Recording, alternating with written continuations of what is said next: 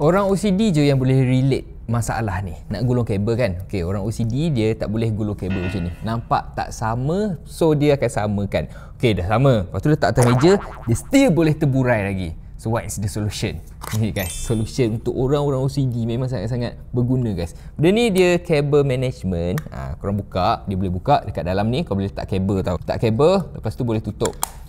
Lepas tu tak kisah, tak sama pun tak apa. Korang tarik je bagi dia sama. Benda ni dia boleh pulas tau. So korang just pulas. Pulas. Kabel ni dia akan masuk kat dalam. So masalah dia, nampak? Dia akan sama. Dia akan samakan. Kalau tak sama kau masukkan, dia akan jadi sama macam ni. So dah tak ada masalah OCD sakit mata ke, sakit hati ke, tak ada dah. Kalau nak guna kabel, just tarik je dua-dua ni.